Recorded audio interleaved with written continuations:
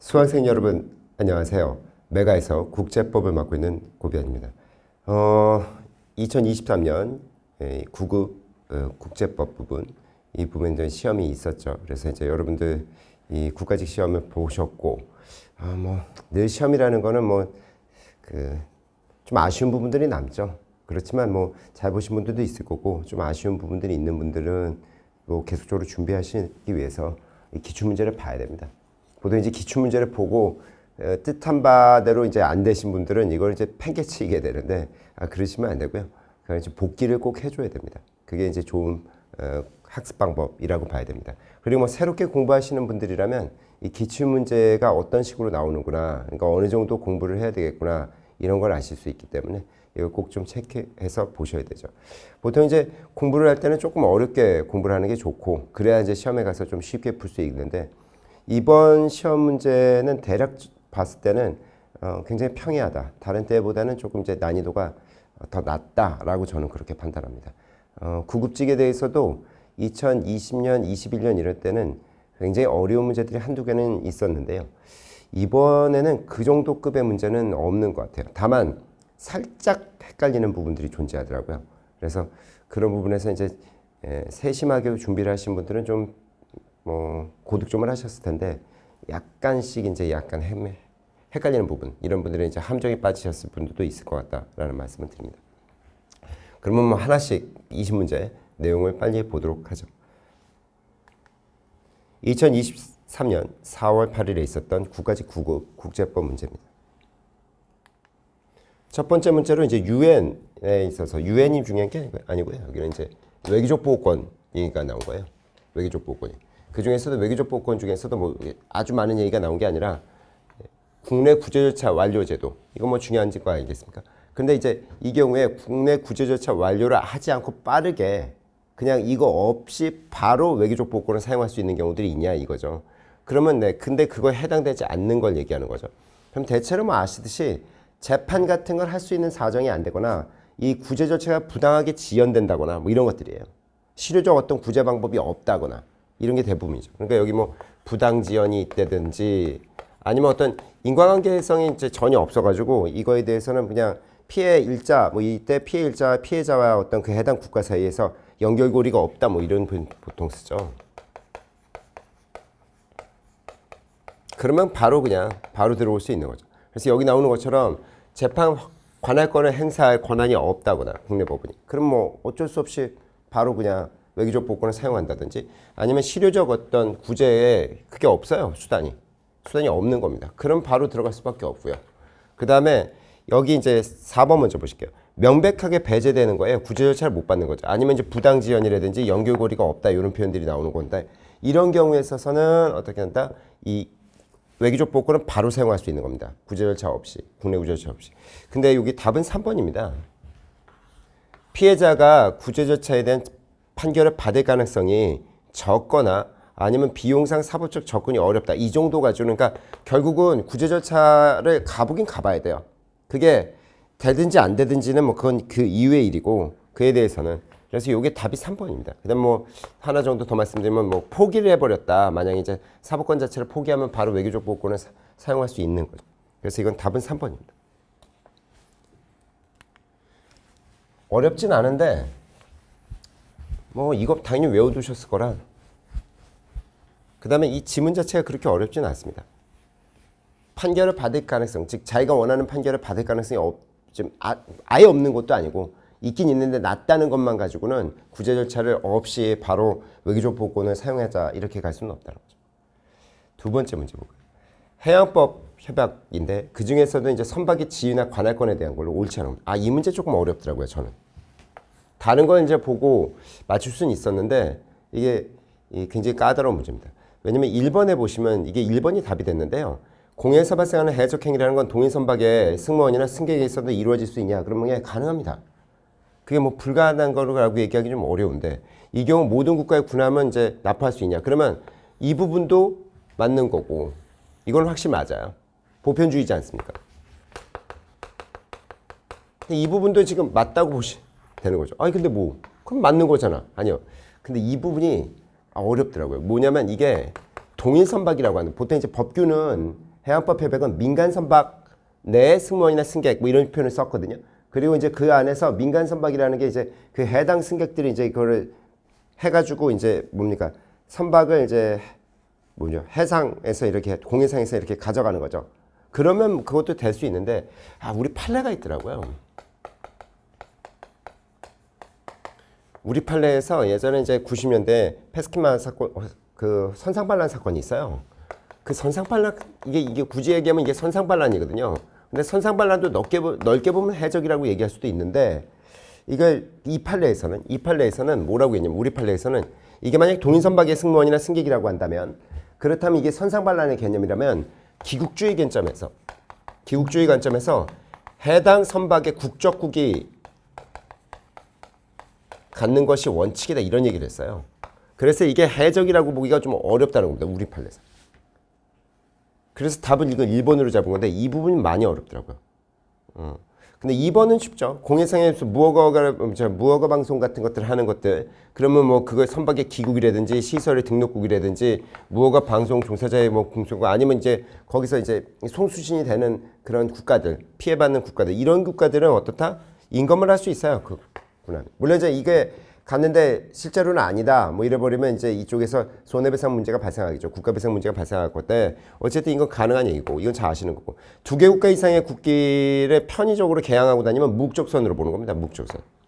꼭 1개 국가에 뭡니까 국기를 갖고 다녀야 개항하고 다녀야 되는 거지. 그렇지 않으면 무국적선으로 보고요. 이것도 이제 임금 대상이 될 수 있고 모든 국가는 공해상에서 자국기를 그렇죠. 이게 가능해요. 내륙국도 이거에 대해서는 권한을 갖고 있는 겁니다. 내륙국도. 그러니까 답은 이게 2, 3, 4가 워낙 그 정확하게 맞는 지문이라 1번에 이제 고르는 데는 뭐 어려움이 없었을 가능성이 높은데 이 지문 자체가 너무 이제 어렵죠.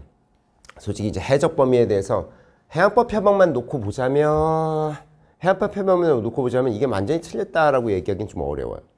해양법 협약 규정으로서는. 근데 이제 우리 판례에서 이 선상반란이라는 표현과 해당 선박의 국적국 기국주의 입각해서 그 얘기가 나왔기 때문에 가장 뭐 어쩔 수 없죠. 객관식 형태의 문제는 가장 아닌 걸 고를 수밖에 없어서 그래서 답은 1번으로 보셔야 돼요. 다른 거 하나 좀 이상한 거 있었으면 저도 틀렸을 것 같아요. 못 맞췄을 것 같아요. 좀 그게 까다롭더라고요. 3번 보실게요. 이거는 무조건 외워야 되는 거니까 뭐 이거는 맞추셨을 거예요. 절대적 인도 거절 사유라는 거잖아요. 그래서 여기는 보시면 범죄인이 뭡니까? 이 그러니까 대한민국 국민이다. 이거 임의적이라고요. 천국 법률에 따라서 인도 범죄가 형의 시효나 공소시효가 완성됐다는 거 이게 절대적인 거죠. 그다음에 이제 인도 범죄 같은 게 영역에서 우리나라 영역에서 일부가 발생했다. 이런 것도 임의적인 거라고요. 자아시는 뭐 얘기지 않습니까? 그럼 답은 뭐 3번 이건 바로 고를 수 있는 거예요. 보통 강제적인 것들은 어떤 것들이에요? 보통 이제 강제적인 것들은 인종이나 어떤 종교적인 문제들, 그러니까 강제적이라기보다는 절대적으로 인도 거절이라는 것은 인종이나 종교적 문제, 뭐 아니면 성별 뭐 이런 것들 때문에 이런 것 때문에 인도했다가는 위험이 발생할 가능성이 매우 높다 이렇게 되거나 아니면 인도 범죄가 인도해야 되는 그 유형의 범죄가 이미 우리로부터 확정됐다거나 뭐 재판 중이라든가 재판이 확정됐다거나 이런 경우들. 이때는 우리가 이제 절대적으로 안 주고 일단 우리가 먼저 재판해야 돼요. 뭐 딴 데다 줄 게 아니죠. 그런 것들. 그다음에 인도 범죄라고 볼 만한 사유가 없어요. 이유가 없는 거지. 아닌 것 같은데? 인도 범죄가 아닌 것 같은데? 뭐 이렇게. 이런 것들은 넘겨주지 않는다는 거고. 뭐 대한민국 영역에서 일어났다거나 뭐 아니면 대한민국 국민 같은 것들은 임의적이면 동시에 뭐 아시겠지만 무슨 뭐 인도 범죄 같은 것들이 이게 뭡니까?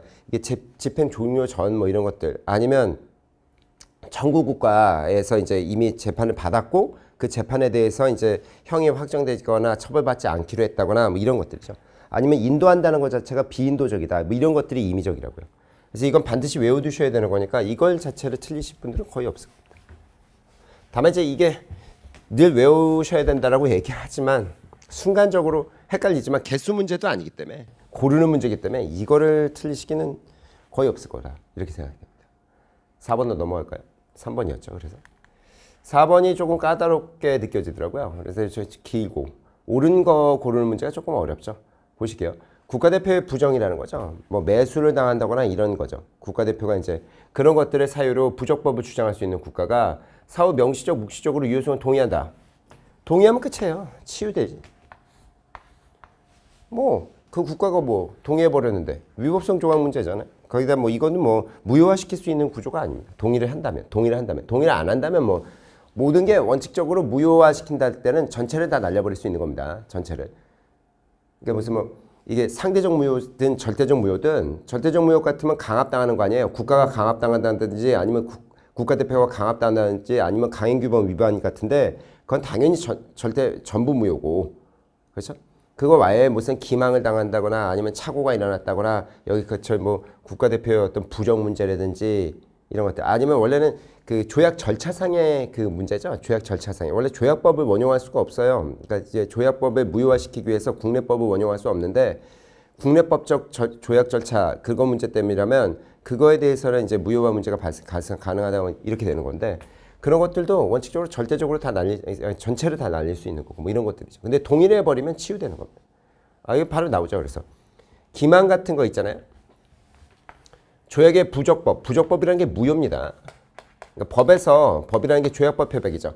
조약법 표백에서 이걸 부적법이라고 표현하거든요. 무효 사유를 원용할 수 있는 국가는 특정 조약에 대해서만 부적법, 무효를 주장한다. 그러면 그거에 대해서만 이렇게 얘기한다는 건 뭐예요? 이게 일부 무효라는 거잖아요. 근데 그것만 가능하다고 나오는 거 아니에요? 그것만. 아니에요. 일부 무효도 가능하고 가분적이라면 일부 무효도 가능하고요. 근데 원칙은 뭐예요? 모든 간에 전부 무효, 부적법화. 전체를 부적법화시킬 수 있는 거예요. 그래서 그거에 대해서만이라고 얘기한다면 이건 틀려요. 이건 뭐 착오도 똑같고 기망도 똑같고 무효라는 것은 부적법이라는 것은 전체를 날려버릴 수 있는 겁니다. 원칙이. 근데 뭐 이것도 꼭 뭐 이거 틀린 지문인데 뭐 당연히. 근데 뭐 이것도 무슨 뭐 전체를 꼭 부적법 시켜야만 합니다. 그것도 틀려요. 가분적이라면 이거는 뭐 절대적이지 않고 상대적 무효이기 때문에 이에 대해서는 가분적이라면 그때는 전부가 아니라 일부를 날릴 수도 있는 거죠.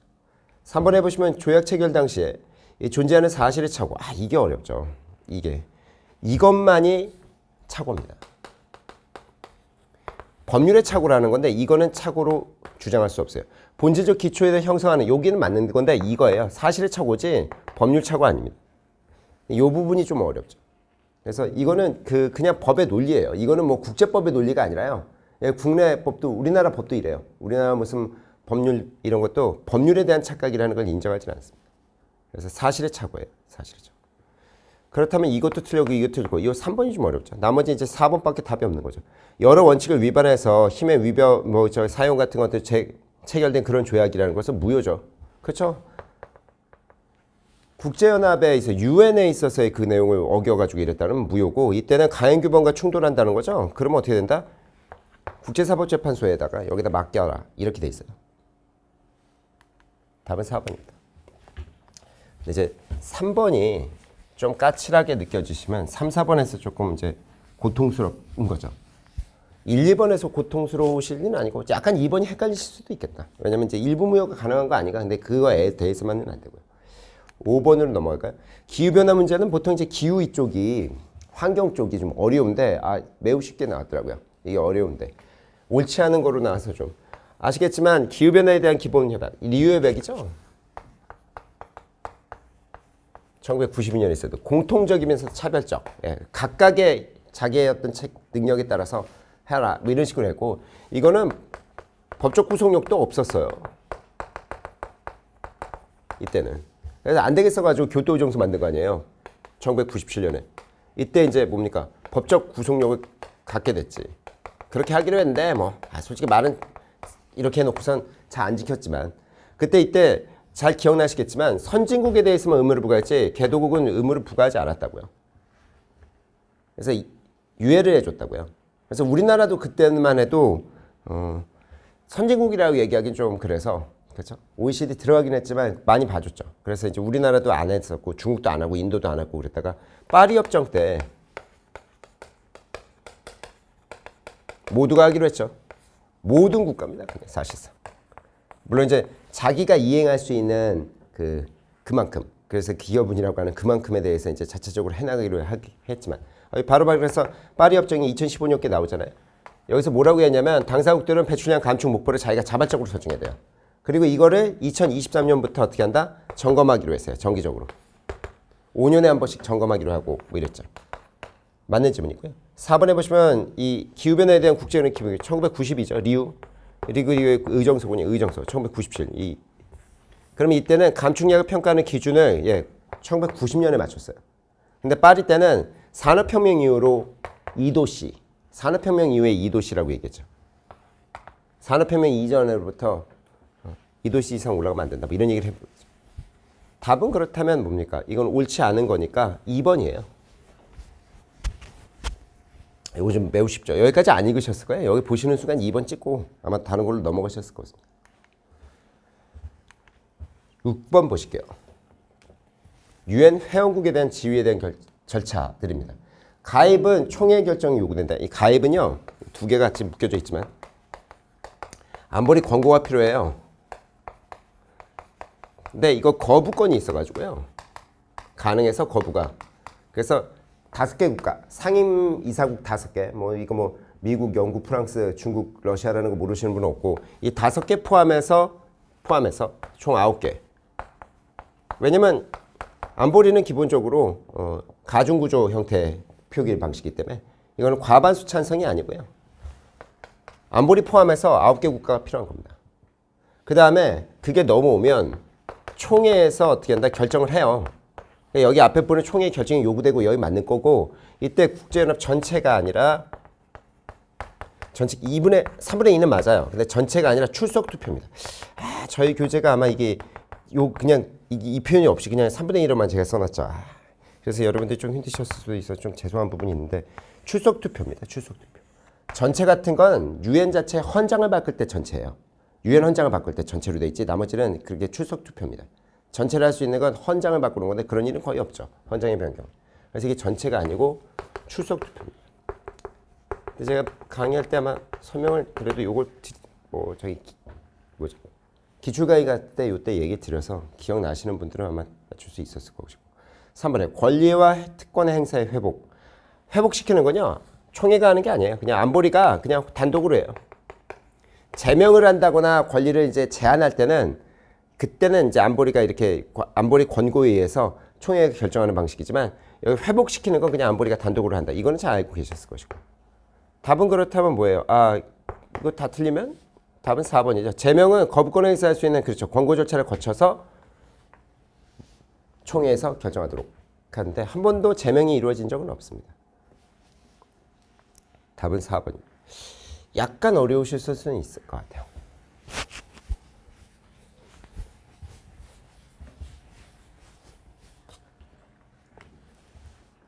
그 다음에 7번 보실까요? 7번. 이런 것들은 이제 표결 절차 같은 건 제가 기출 강의 때 매번 말씀드리고 표결 같은 건 외워야 된다고 해서 말씀드렸기 때문에 그 부분을 잘 봐두셨으면 크게 문제는 없었을 텐데요. 좀 그 정도 얘기고 7번에 가시면 조약과 국제관습법의 관계인데 이건 쉬운 겁니다. 이런 문제들은 비교적 쉽게 나오는 겁니다. 옳지 않은 겁니다. 1번에 보시면 ICJ가 조약과 국제관습법이 충돌하면 그때는 순서대로 우선 적용한다라는 거죠. 그러면 이제 첫 번째 게 조약이고 두 번째 게 국제관습법, 관습국제법. 그다음에 이제 세 번째, 네 번째 법의 일반 원칙. 네 번째는 이제 학설과 판례 이렇게 되어 있는 거 아닙니까? 이게 이제 ICJ 준칙인데 그다음 근데 이게 순서냐? 아니요. 우열 순서가 없어요. 우열 순서가 없어요. 보통 요렇게 두 개만 뭐라고 보는 거예요. 법원성이 있고 여기까지 끊죠. 대체로.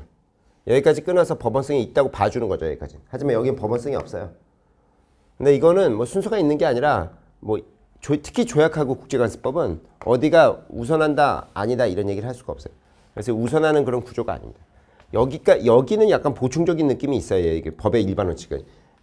학설이나 판례를 사용할 때는 이거는 기본적으로 원칙적으로 법원성이 있는 게 아니고 아무것도 없으면 어쩔 수 없이 이걸 사용할 수밖에 없는 그런 구조인데 이 둘 사이에서는 우선순위가 없기 때문에요. 확실히. 답은 1번입니다. 옳지 않은 건. 네, 나머지도 좀 보시면 2번에 보시면 국제관습법이라는 것은 성문법 전환을 통해서 조약으로 만들어지더라도 소멸하지 않고 이게 효력을 갖고 있습니다. 실질적으로 의미는 없겠지. 실질적인 의미는 없겠지만 그 자체를 뭐 날려버리진 않습니다. 해양법 해박 같은 거에 종전에 있었던 판례들이라든지 종전에 있었던 국제관습법이 굉장히 많이 들어왔거든요. 해양법 해박으로 조문으로 만들어졌거든요. 그렇지만 82년에 그렇게 만들어졌지만 뭐 그대로 여전히 남는 거예요. 3번에 보시면 조약은 국제관습법 성립 요건인 국가의 실행의 증거가 돼요. 그렇죠? 그럴 수 있어요. 그 국제관습법 확립에 기여할 수 있다. 그러면 그렇게 되죠. 보통 이제 조약 같은 게 만들어지면 국제관습법의 내용들이 있는 것들이 조약화되는 경우가 많죠. 방금 전에 말씀드린 해양법 협약이 가장 대표적인 그런 성질들인데 그러면 그게 국가 실행의 증거들이 보통 중첩되는 거죠. 4번에 보시면 그렇죠. 조약법 협약에 대한 비엔나 협약 1969년에 만들어지고 80년에 시작했던 기존 국제관습법을 성문법 전환한 것이죠. 그렇죠. 국제관습법들을 성문법 전환시킨 거예요. 저게요. 조약법 협약도 자체도.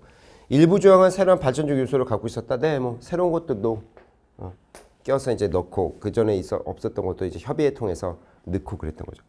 여기 ILC의 법전환 노력이라는 표현들이 나오죠. 국제법위원회, UN 국제법위원회의 법전환 노력에서 새로운 요소. 근데 여기까지 안 읽으셨을 겁니다. 이거 보시는 순간. 답은 1번입니다.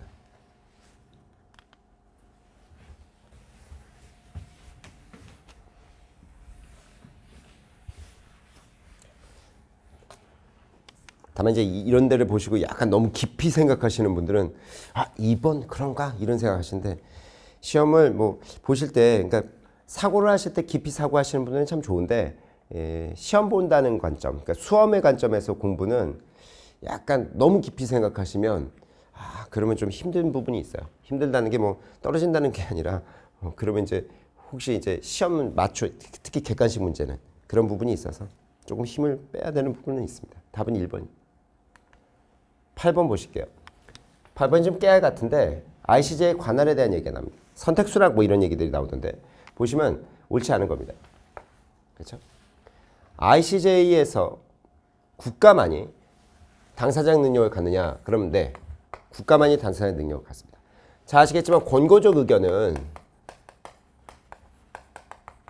국제기구 특히 그 중에서도 유엔의 총회나 안보리죠. 이런 데가 이제 여기다 할 수 있는 거죠. 이렇게. 하지만 당사자 능력이라는 것은 그러니까 분쟁이라고 할 수 있을 때 분쟁 당사자로서 서로 이제 재판에서 올 수 있는 사람들은 국가여야 돼요. 그래서 모든 국제연합의 회원국은 자동으로 ICJ 규정에 당속이 되는 겁니다.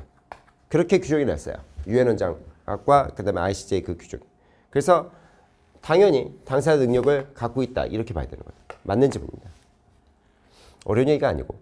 이번에 보시면 ICJ 국제사법재판소의 당사국은 동일 의무를 수락한 국가와의 관계에서 이게 관할권을 미리 수락하는 경우 이게 선택조항이죠. 선택조항 수락이에요. 이 부분이 좀 어려워서 그죠? 설명을 몇 번 드렸었는데 선택조항 수락을 해놨어도 나가려면 나가요. 그래서 그때 이 규정을 만들 때 선택조항 수락 같은 걸 했더라도 이 기본적으로 조약법 해박 자체에서는 유보가 가능한 거라서 조약법 해박 자체는 그래서 이거의 자체에 유보를 불가하다 이런 건 없어요. 유보 가능합니다. 특히 이제 기한 같은 것들 그러니까 언제 우리는 들어갈게요 뭐 이런 거 있죠. 이런 거 유보 많이 걸었습니다. 그래서 이게 이 부분이 틀려요.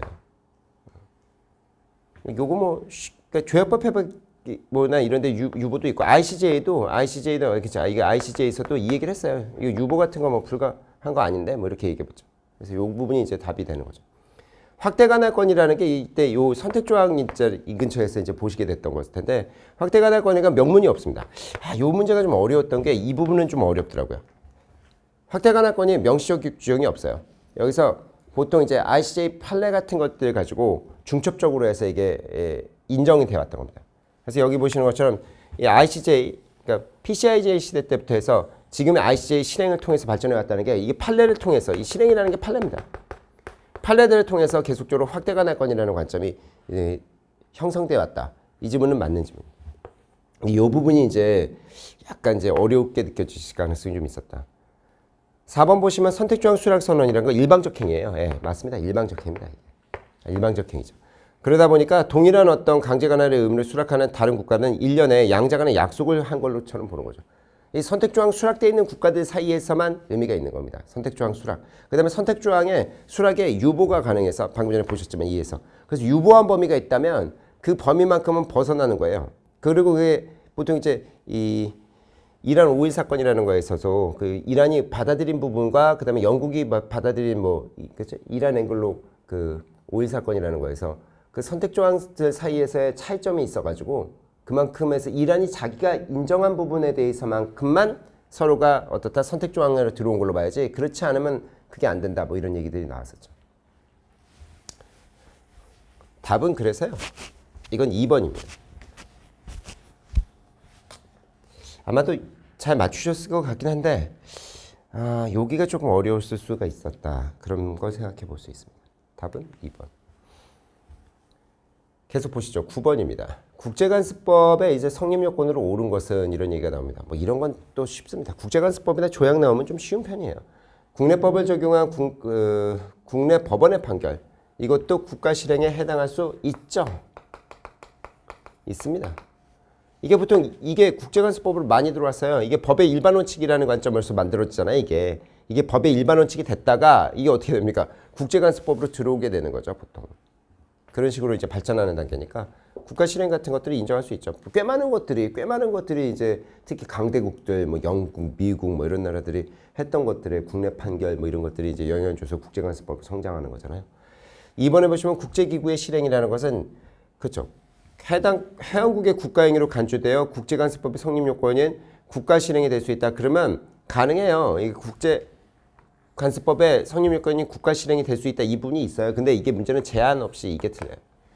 제한 없이라는 게 뭐냐면 이건 대체로 그런 국제기구가 이제 뭔데 그러면 얼마나 많습니까 국제기구가. 그러니까 유엔이라든지 뭐 딱 유엔이라고만 안 하지만 유엔이라든지 유엔의 또 어떤 전문기구들 뭐 이런 것들 있잖아요. 보건기구라든지 노동기구라든지 뭐 이런 경우들의 어떤 실행들이 중첩되는 거지. 아니 그런 게 아니라 무슨 뭐 전혀 그 올림픽위원회도 뭐 나쁜 건 아닌데 나쁘다기보다는 그정 뭐 완전히 힘이 없는 그런 국제기구라고 얘기할 수는 없겠지만 아니 자기가 뭔가 관련성이 있는 그러니까 그런 거지. 무슨 정말 무슨 뭐 전 세계 무슨 보이스카우트, 걸스카우트 무슨 연합회 뭐 이런 것들도 존재할 수 있는데 그런 것들까지 해서 이게 관습법이 성립된다 이렇게 얘기할 수는 없어서 그래서 이 부분이 틀린 겁니다. 3번에 보시면 ICJ는 국제연합총회에서 선택된 결의로부터 즉각적으로 국제관습법이 성립될 수 있다고 밝혔다. 아니요. 관행이 필요하죠. 물론 이제 국제관습법이라는 것은 관행과 오래지는 않아도 되잖아요. 뭐 속성관습법이라는 개념처럼 이제 오래지는 않을 수도 있는데 대리품 사건에서도 얘기했듯이 하지만 뭐 이 관행과 뭡니까 법적 확신이 필요해서요. 즉각적으로 성립한다. 이렇게 얘기는 강행규범이 즉각적으로 뭔가 뭐 유엔 결의를 통해서 뭐가 만들어질 수는 혹시 있을지 몰라도 국제관습법은 관행이 필요하기 때문에 즉각적으로 나타나기는 좀 어렵다라고 봐야 됩니다. 4번에 보시면 국가의 이 외교 공안 이런 것들 있죠. 이런 게 증거입니다. 이 문서를 얘기하는 거예요. 공안이라는 건. 서로가 주고받았던 문서 같은 것들 이런 것들이 뭐예요? 이게 의미를 갖게 되는 거죠. 그래서 이건 답은 4번입니다. 맞출 수 있었을 것 같은데 혹시나 3번을 찍으신 분들이 있을지도 모르겠다는 생각은 듭니다. 답은 4번입니다. 왜냐면 이제 여기 보실 때 보시다가 이제 보통 이제 맨 마지막에 4번을 읽게 되니까 3번쯤 내려와서 3번이 답이라는 생각이 확 들어오면 왜 이제 그러냐면 이게 국제연합이 뭘 하면은 바로 국제관습법에 영향을 많이 주는 게 맞죠. 근데 즉각적으로 하는 이 부분이 혹시 헷갈리셔가지고 틀리서 3번을 고르시는 분들이 있었을 수도 있는데 그렇지만 좀 아쉽죠. 10번 보실까요? 국제법 관할권에 대한 것들 옳은 것만을 모두 고른 것은 그러면 기억은 다른 국가에서 착수했는데 자국에서 완성됐다. 그러면 어떻게 돼요? 이거는 객관이에요. 제가 그때 말씀드렸지만 일본에서 만약에 약을 먹고 우리나라 부산으로 들어온다. 그러면 죽어서 자빠지는 건 우리나라이기 때문에 우리나라 여기서 만약에 자국에서는 보게 되잖아요. 직접적으로 얘가 죽었네 이렇게. 그래서 객관적으로 본다고요. 그러면 일본은 뭐가 되는 거예요? 거기서 범죄가 실시되면 아직 거기서 범죄가 그러니까 발현되지 않거든요. 나타나지는 않거든. 그러니까 주관적으로 추측할 수밖에 없으니까 주관적이 되는 것이고. 그래서 여기는 도착지라고 얘기한다면 여기는 객관적 속지주의죠. 니은번에 보시면 외국에서 범죄에 저지른 자국민에 대해서 행사 속인주의죠. 이건 뭐 더 이상 설명드릴 필요 없어. 디귿에 복수국가가 동일한 행위에 대해서 중복해서 처벌하는 것은 일반적으로 금지되는 국제법에 확립되어 있지는 않습니다. 그런 거 없어요.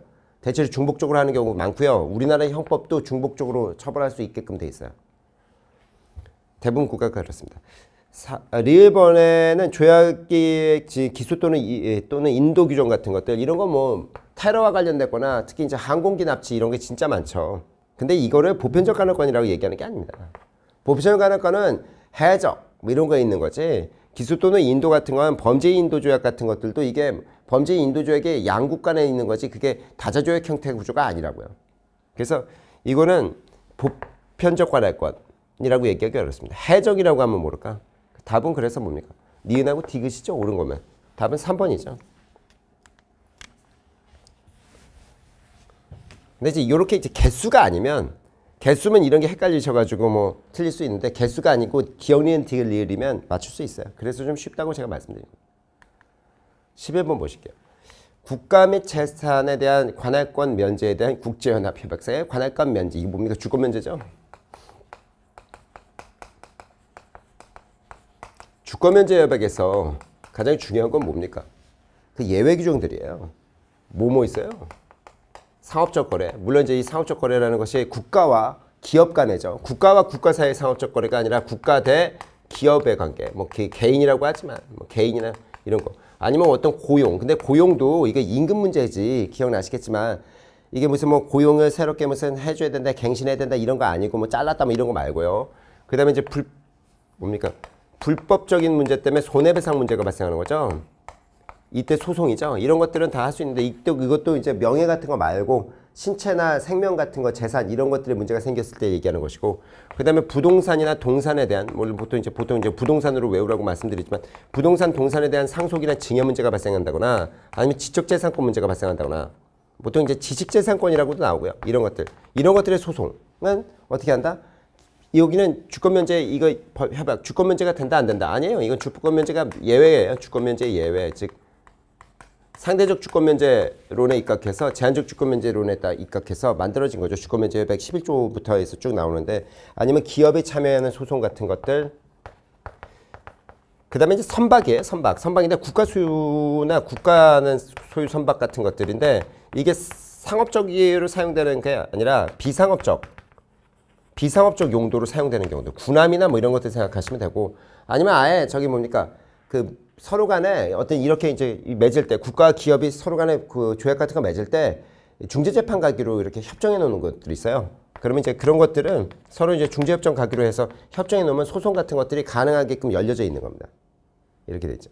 그래서 이렇게 본다면 여기 얘기는 이거였죠. 선박 소유 이제 국가가 이 선박을 이제 자기가 갖고 있는 국가 그때 비상업적인 아닌 목적 그게 뭐예요? 국가의 어떤 공적 목적이었겠지. 이거를 사용했다는 거죠. 그러면 이에 대해 소송이 제기된다면 그때는 타국의 법원에서 관할권 면제를 원용할 수 있다라고 하면 아니잖아요. 여기 지금 얘기하는 것처럼 얘기하는 바가 뭐였어요? 이걸 아니라는 거지. 여기 있잖아요. 여기. 그래서 원용할 수 없다라고 봐야 되고 주권 면제를 원용할 수 없고 그 다음에 그렇죠. 이게 이제 죄송해요. 이게 뭡니까?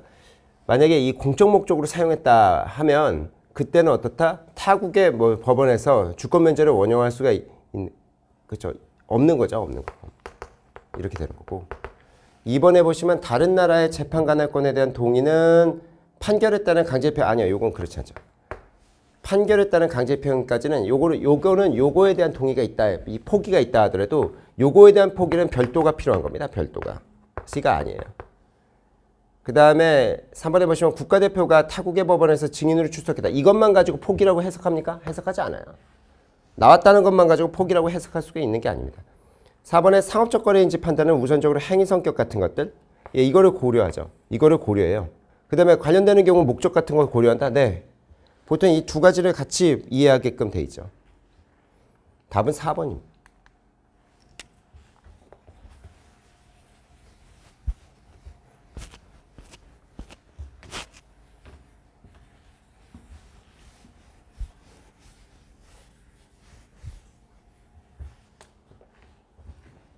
이렇게 되고.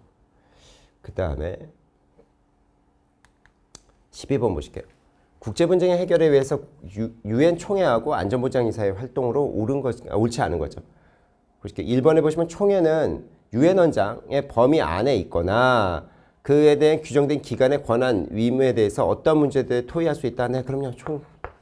총회는 어떤 문제든지 다 할 수 있어요. 다만 이제 이 분쟁 해결과 관련돼 있을 때 안보리가 이게 들어가 있다면, 절차에 들어가 있다면 유엔이 총회가 어떻게 한다? 일단은 그에 대해서 기다려주는 그런 구조로 가 있는 건데, 그렇다고 해서 뭐 어떤 문제에 대해서 토의를 못한다 이건 아니고요. 네. 그다음에 2번에 보시면 총회는 국제 평화 안전과 유지와 관련되고 그 조치를 필요하다는 문제에 대해서 토의 전후에 대해서 회부해야 돼요. 토의 전후에 대해서. 3번에 보시면 반드시 회부해야 될 조치 같은 것들이 뭐냐? 그럼 분쟁의 해결이나 이제 7장, 이게 6장하고 7장. 그다음에 보통 이제 관할되어 있는 게 뭐냐면 8장이나 뭐 9장 이런 것들도 다 관할 사안들이에요. 그래서 여기까지 이제 8장이나 9장까지도 얘기할 수 있는 건데, 이걸 반드시 해야 되냐 그러면 거의 이게 가장 중심이긴 합니다. 근데 꼭 언제나 회부해야만 하냐라고 얘기한다면 그건 좀 그렇게 얘기하기는 좀 어렵습니다. 여기까지는 반드시 회부하는 성질이 좀 강한데, 이거는 구속력 있는 강제 조치는 물론 안보리가 하게 될 겁니다. 이게 연결선상에 있어서 꼭 회부돼야 되느냐 그건 아니라고요. 분쟁의 해결 같은 것들에 대해서 만약에 올라왔는데 거기서 뭐 알아서 해야 될 것 같다고 해서 까이면 여기까지 가지도 않을 수도 있기 때문에, 그래서 이거는 요 지문은 조금 이제 완벽하지 않다 이렇게 보는 것 같아요. 4번에 보시면 총회는 안보리에 대해서 안전보장이나 유지를 위해서 필요하다고 결정 조치에 대해서 설명이 필요하다. 원래 보고 원래 보고요. 안보리가 총회한테 보고한다는 건 이런 것도 다 보고한다는 건 그때 말씀드렸어요. 안 그럴 것 같은데 이렇게 한다는 걸 말씀드렸어요. 그래서 이건 답은 3번인데 이 문제도 조금 어렵게 느껴지긴 하더라고요. 왜냐면 이제 이게 확고하게 아니까 제가 또 이제 3번이 답이겠구나 이렇게 생각했는데, 읽어보면 읽어볼수록 이건 좀 헷갈리더라고요. 근데 이제 법 규정이 명확하게 돼 있진 않아요. 근데 이제 필수냐라고 하면 그건 아니다. 요걸까지는 필수로 할 수 있는데 요거는 좀 아닌 것 같다. 이런 느낌으로 구성되어 있는 거죠. 그래서 답은 3번을 고르게 되는 겁니다. 그 다음에 13번 가실게요. 조약법에 대한 협약이네. 조약법 협약에 대해서 옳지 않은 거. 그럼 조약은 이 문맥, 조약의 대상 목적으로 봐서 그에 부여하는 통상 의미. 예, 그렇죠. 이게 문맥이라는 게 뭐 아시겠지만 조약문, 그다음에 조약의 어떤 전문이라든지 아니면 부속서라든지 이런 것들 다 보는 거고, 그 대상 목적 이런 데 플러스해서 어떻게 돼요? 어떤 합의나 뭐 이런 것들까지 다 보는데, 이 추합의 같은 것들, 그 다음에 추후의 관행이라든지 어떤 국제관습법이라고 해야 될까요? 국제관습법이죠. 예, 관계규칙이라고 얘기하니까. 국제법과 이런 것들은 다 뭐예요? 이런 것들은. 요거는 다 참작사유예요. 근데 이제 이것마저도 없으면 교섭기록 같은 걸 보게 되죠. 교섭기록. 이 교섭기록은 어떻게 되는 거예요? 이거는 보충이에요. 보충. 그래서 여기까지 되고 거기서 해결되면 여긴 절대 안 봐요. 근데 여기는 참작할 수 있는 거지. 이거는 보충 사유는 아닙니다. 이건 참작 대상이니까. 그래서 요걸 맞아요. 성실하게 한다는 게. 2번에 보시면 조약문헌의 의미가 모호하거나 애매한 경우, 명백한 불투명한 경우 보충적 해석의 존재 수단을 의존할 수 있다. 네. 교섭기록 같은 거 들여다볼 수 있어요. 가능해요. 근데 이거를 언제나 봐야 되냐? 그건 아니죠. 그건 아니죠. 근데 맞는 얘기고. 조약문헌의 의미를 결정하기 위해서 해석, 규정에 대해서 적용된 모든 국가의 추합에 대해서 해석의 보충적 수단이 아니에요. 보충적 수단이 아니라 참작사예요. 그래서 이건 외우셔야 된다고 제가 말씀을 드렸었던 게 있어요. 그래서 이거는 아마 외우셔서 맞출 수 있습니다. 이건 어렵지 않습니다. 이거 딱 보시면서 이건 교섭기록인데? 라고 하면서 쉽게 맞추죠. 그래서 여기 보시면 언어의 정보원들은 달리하거나 규정하지 않아요. 동등한 효력을 가져요. 이거 뭐 이 지문은 모르셔도 이게 확실하게 답이 느낌이 있고 다 똑같이 뭐 4번 같은 거는 뭐 당연히 다 똑같이 해주는 거니까 됐고, 답은 3번입니다. 14번 볼까요? 가트죠. 수량제 예외도 이거 외우셔야 된다고 말씀드렸어요. 이게 보통 이제 20조에 해당되는 것들 일반 예외 규정이라고, 그다음에 이제 21조에 해당되는 그 이제 뭡니까? 21조의 일반 예외하고 22조의 그 이제 국방. 근데 국방 사유나 뭐 이런 것들 이제 국가 안보와 관련된 것들은 이제 그건 외우실 필요 없고 21조를 잘 외우셔야 된다 말씀드렸는데 그거 말고 11조의 수량 제한 예외도 반드시 익히셔야 되는 거죠. 그래서 뭐가 있냐면 상품이 그러니까 생산품이 국내 생산에서 비교적 근소화해가지고 많지 않다는 거지. 그래서 어떻다는 거예요? 여기 뭐 이런 거에 현혹되실 필요 없이 시장 안정 프로그램이 부과된다. 그러면 이 쿼타라는 게 이게 수입 제한이잖아요. 그러면 가능성이 있다는 거죠, 이건. 이거 할 수 있다는 거죠. 그다음에 이게 이 국제 수지 보호 같은 것들 이런 것들이 15조의 규정이 있는데 이걸 가지고 어떻다 11조에서 가능하다고 얘기를 해요. 이게 국제 무역의 어떤 그 기준이라고 보통 하거든요. 무역 기준. 써놓기는 이렇게 써놨습니다. 무역 기준이나 뭐 이런 것들을 정하기 위해서 가능하다고 해서 이 표현에 들어가는 걸로 봐야 되고요. 식료품의 부족 이거는 뭐 확고하게 가장 중요한 개념이잖아요. 그래서 이것도 맞는 지문이죠. 근데 여기 덤핑 반지는 요거는 반덤핑 협정이 있어요. 별도의 규정이 가트에도 있고요. 가트에도 이게 있고 그거에 따라서 어떻다? 그러니까 가트에도 규정이 있고요. 반덤핑이. 그 다음에 그거에 대해서 조금 더 구체적으로 반덤핑 협정을 통해서 만들어 놨어요. 그래서 이쪽으로 가야 됩니다. 물론 뭐 국제 수지에 대해서도 이게 뭐 얘기 나오지만 이게 요 2번하고 약간 4번 사이에서 헷갈리실 수는 있어요. 이게 15조에서 국제 수지를 또 따로 하고 있는데 그게 이제 무역 기준과 관련해서 여기 들어가거든요. 근데 4번은 확고하게 여기는 이 수량 제한 그 의미에 들어있지 않습니다.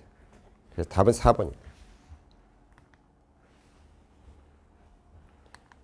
15번 보실게요. 섬해주의 이거는 뭐 무조건 맞추실 수밖에 없습니다. 이거는 뭐 얘기를 많이 했기 때문에 인간이 거주할 수 없거나 독재 암석 같은 거는 이게 영해는 가질 수 있어요. 영해가 보통 갖게 되니까 보통 이제 뭡니까 그 부분까지는 이해되는데 배타적 경제 수익이나 대륙풍은 갖지 못한다고 돼 있거든요. 그래서 이게 암석이냐 섬이냐가 굉장히 논쟁이 된다고요. 늘 맞는 질문이고 간출지 간조노출지를 얘기하는 거잖아요. 간조노출지 여기는 어떻냐면 이게 영해 내에 있잖아요. 그러면 어떻게 된다? 그러면 기선이 될 수 있는데 영해 밖에 있으면 안 됩니다. 영해 안에 위치해 있는 경우는 기선을 사용할 수 있어요. 법 규정이 그래요. 근데 이게 영해 밖에 있을 때는 기선이 될 수가 없습니다. 측정 기선이 될 수가 없어요. 영해 밖에 있을 때. 영해 안에 있을 때는 가능하거든요. 그 다음에 뭐 사우스 차이나 씨 뭡니까? 예, 아비트레이션이라는 게 결국 이제 남중국해에 대해서는 조정사건, 중재사건이라는 거잖아요. 이게 뭐 저기 뭡니까? 난사군도라는 거죠, 거기. 그쪽 동네에 그 싸움 나는 건데 그거에 대해서 중재재판소는 인간의 변형을 통해서 해저가 간주지로 바뀌거나 간주지로 서면 바뀔 수 없다고 얘기했습니다. 구단선이 아니다 뭐 이런 얘기했던 이런 케이스죠. 그래서 2016년에 필리핀하고 해서 그 중국하고 얘기가 돼가지고 필리핀인데 물론 뭐 필리핀이 이긴 건데 이 재판이 또 필리핀도 살짝 발은 빼긴 했죠. 왜냐면 이제 워낙 중국이 센 나라니까. 그게 거고 4번에 보시면 국제재판소는 섬이라고 하더라도 그렇죠. 대륙풍과 배타적 경제 수역의 경계 결정에 고려하지 않거나 제한적 효과만은 부여할 수 있다는데 섬이라 하더라도 이때 대륙풍이나 이게 경계 결정에 고려되지 않거나 제한적 효과만은 인정할 수 있는 거지 그 이상으로 막 넓게 이렇게 막 생각하지는 못한다 이렇게 봤죠. 이렇게 하면 이제 특히나 이제 옆면에 부딪히게 섬이 영해 기선이 되면 다른 이제 그 마주보고 있는 나라들 사이에서는 해양 경계선 문제 때문에 이런 얘기들이 나오는 겁니다. 답은 2번입니다. 물론 이제 3번 판례 같은 게 나와서 좀 딱 하시거나 좀 충격이라기보다는 이럴 수 있지만 뭐 내용 자체가 그렇게 어려운 건 아니라서 맞출 수 있었을 거예요. 16번. 국가 책임 초안 문제인데요. 위법성 조각 사유에 대해서 옳지 않은 것. 1번에 보시면 국제 의무를 위반한 국가는 위법성 조각 사유에 있는 경우 손실보상의 의무가 면제된다. 아니요. 면제되지 않죠. 이런 거 없어요. 이런 규정 없습니다. 면제되지 않는다는 게 아니라 손실보상을 하려면 해요. 왜냐면 이 위법성 조각 사유가 이 국제법상 위법성 조각 사유는 조약 같은 거를 이 종료시키는 구조가 아니에요. 이게 잠깐 어떻게 되는 거예요? 잠깐 이런 문제들 때문에 서로가 이제 국가 책임 문제 때문에 서로가 이제 그거를 뭡니까 하는 거일 뿐이지 잠깐 동안 이제 중단됐다거나 이런 느낌이지 이게 아니라고요. 대응 조치 같은 것들도 뭐 그런 뭐 잠정적인 성질이죠. 그래서 보상 의무를 완전히 면제시킨다? 아니 그렇게 얘기하잖아요. 책임 초안의 법 규정상 그렇게 얘기 안 해요. 거기서 7조에서 얘기합니다. 7조에서 이거 그런 성질이 아니다. 지금 면제되지 않는다. 면제되지 않는다기보다 보상 의무는 존재한다. 이렇게 보는 겁니다. 7조에 있어요. 책임 초안. 그래서 이건 답은 1번입니다. 2번에 보시면 중대하고 급박한 위험으로부터 이게 긴급 피난 같은 거죠. 그에 대해서 유일한 수단이어야 돼요. 예. 유일한 수단이어야 됩니다. 그렇죠? 나지막 호프 그 사건에서도 얘기했었잖아요. 슬로바키아랑 저기 헝가리 사이에 있어서 그 강 사건에서도 얘기를 했어서 나지마로스죠. 가비치코프 나지마로스 그 강 사건에서도 이 얘기를 했었어요. 그 얘기고 국가행위가 국제연합의 어떤 적법한 자의조치에 위협성이 조각이 됩니다. 그 다음에 강행규범을 위반하면 정당화될 수가 없어요. 너무 이게 다른 지문이 확고하게 편해서 일본을 모르셨다 하더라도 일본을 고르실 수는 있었을 겁니다. 면제되는 게 아니에요. 위협성 조각 사유라는 게 국제법의 성질상 그런 성질이 아니죠. 답은 1번입니다. 17번 국가 승인. 이거 정말 쉽게 나왔더라고요. 국가 승인은 일방적 의사 표시죠. 어떤 조약과 같은 합의 구조가 아닙니다. 그 다음에 영사 인가장의 부여라는 것은 묵시적인 국가 승인이에요. 당연히. 근데 이제 이게 인가장이 없는 영사의 파견 같은 거는 이건 묵시적 승인이 아닌 거죠. 근데 우리나라하고 중국이 이제 외교관계 맺었거든요. 이게 묵시적 국가 승인해 본다. 아니에요. 명시적이죠. 외교관계 수립이 어떻게 묵시적이야. 명시적으로 국가를 승인하는 거예요. 국가 대 국가끼리 조약을 맺는 거예요. 국교를 받는 거죠. 답은 3번입니다. 이거 너무 쉬워서 뭐. 가입은 기존 국가들의 직담적인 국가 승인으로 간주하지 않죠. 그래서 왜냐면 제가 매번 말씀드릴 때 이제 북한하고 미국이 둘 다 유엔에 들어가 있지만 각각이 서로를 아직 국가 승인하지 않았어요. 우리나라도 뭐 예전에 국가 승인 많이 못 받았었고 그래서 답은 3번입니다. 하나 주는 문제였고 WTO가 어렵죠. 근데 구급직에서는 보통 이제 많이 어렵게 나오지는 않고 이 분쟁 해결 자체가 워낙 중요하다고 맨날 말씀드렸었죠.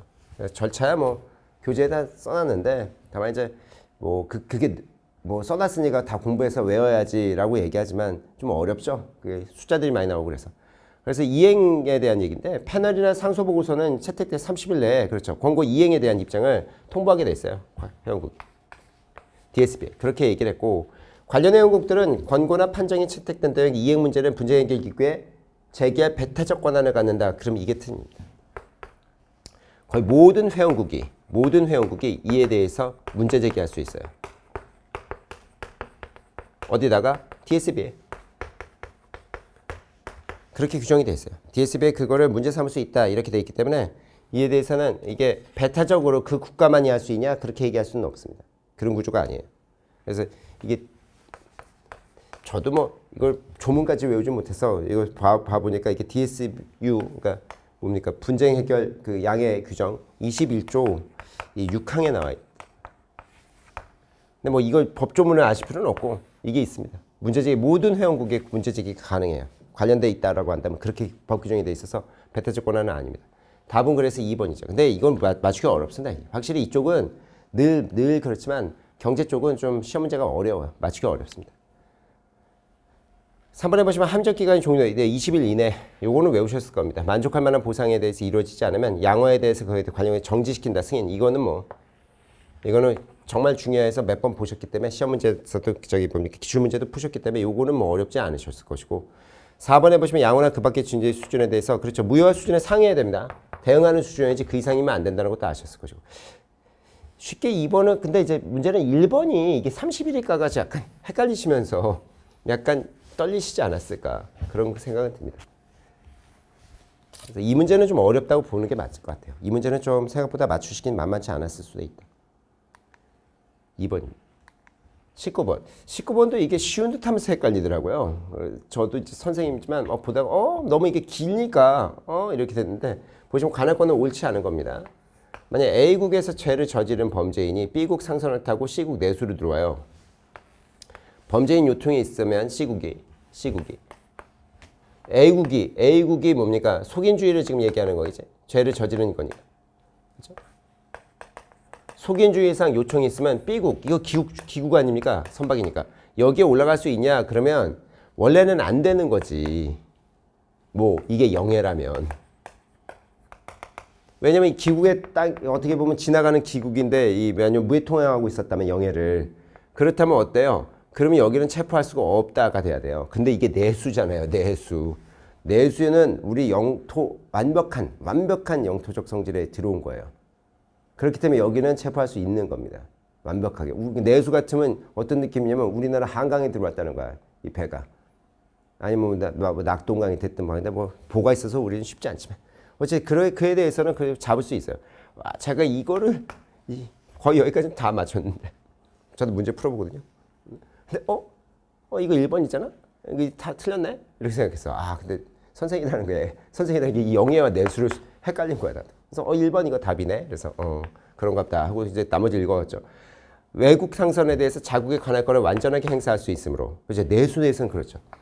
그렇기 때문에 재판권은 재판소는 D국의 재판에서의 제소에 대해서 내수 내의 또 다른 어떤 타국의 이국을 억류할 수 있다. 그렇다면 이것도 뭡니까? 맞는 지문이에요. 이거는 그래서 이걸 보고 이렇게 해서 이게 내수. 그럼 이거 0이 헷갈렸구나. 그래서 이게 답이 아닐 수 있다는 걸 생각하고 나머지 읽어놓은 거예요. 그러니까 이게 헷갈릴 수 있더라고요. 3번에 보시면 공해상에서 금지된 배출행위, 그러니까 막 쓰레기, 오염물질 버리는 거죠. 입항한 때는 그 피해가 없는 경우라도 어떻다? 조사해서 소송을 제기할 수 있냐? 네, 그럼요. 공해상에서 했다 하더라도 이게 가능할 거고. 4번에 연안국의 내수를 떠나서 영해를 통한 주인 어떻다? 외국 선박에 대해서 범죄가 발생한 경우라면 관할권 행사에서 어떤 조치도 취할 수 없다. 아니에요. 가능하지. 내수를 떠나서 나가는 애들은 우리하고 관련이 있으면 우리가 가서 잡을 수 있단 말이에요. 공해상으로까지가 완전 빠져나가지 않는 이상 영해를 지금 통행 중이잖아. 그래서 가능하죠. 답은 그래서 4번이 나와서 이게 끝까지 읽었으면 맞출 수 있는 건데 여기를 이제 순간적으로 저도 문제 선생이라는 사람인데도 풀면서 1번 맞네 막 이래서 이게 틀린 거네 이렇게 생각했다가 시간 없었으면 이런 문제는 틀렸겠구나. 시간이 부족하면 이거 문제를 나중에 이제 좀 아까운 문제가 되는 거죠. 이것들이. 마지막 문제 보실게요. 20번. 국제연합의 특권과 면제에 대한 겁니다. 옳은 것은. 이 문제도 생각보다는 살짝 어렵더라고요. 국제연합의 재산과 자산은 어디에 있든 간에 그 누가 갖고 있든 징발되질 않습니다. 그래서 이거 맞네 이렇게 이제 생각을 했죠. 그 다음에 직급과 관계없이 이건 아니에요. 왜냐면 이건 사무총장하고 차장 이렇게 돼 있는 겁니다. 사무총장과 차장의 가족입니다. 이렇게 되는 거지. 그냥 직원은 그 직원만 보통 있게 되는 거고요. 그 가족까지 가려면 총장과 차장까지라고 돼 있어요. 유엔 본부협정 같은 걸 보면. 3번에 보시면 한정적 임무를 수행하는 이 전문가. 그래 공적 자격이죠. 그러면 그에 대해서는 어떻다? 그에 대해서는 모든 행위에 대해서 임기 중에만 아니요. 임기 후에도 부여받는 겁니다. 그러니까 여기도 틀린 거죠. 그 다음에 4번에 보시면 면제는 국제연합을 소집하는 회의에 이례적으로 참석할 목적으로의 대표.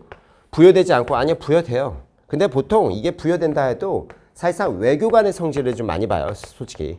왜냐면 이게 그 대표니까 이례적으로 온 사람이면 솔직히 유엔이 어떤 특권을 굳이 줄 필요가 없는데 유엔 본부협정에 보면 나와요. 이 사람한테도 부여하겠다고. 그래서 이거는 부여하는 건데 외교관 성질이에요. 원래를 보면. 근데 뭐 그거든 이거든 부여하고 있고요. 상주하는 대표에게만 아니에요. 그렇게 아니고 여기도 부여되는 거 맞고 여기는 부여되는 거 맞습니다. 부여하지 않고 아니. 근데 왜 이게 살짝 어렵다고 생각했어 선생님? 이거 보니까 이게 당연한데 이걸 읽다가 저도 이례적이면 외교관인데 그러면 이거 대표한테 부여하지 않는 거 아닌가 이렇게 생각했는데 본부협정에서 부여한다고 돼 있더라고요. 그래서 답은 어떻게 된다? 1번이 되는 겁니다. 이렇게 해서 총 20문제를 풀었습니다.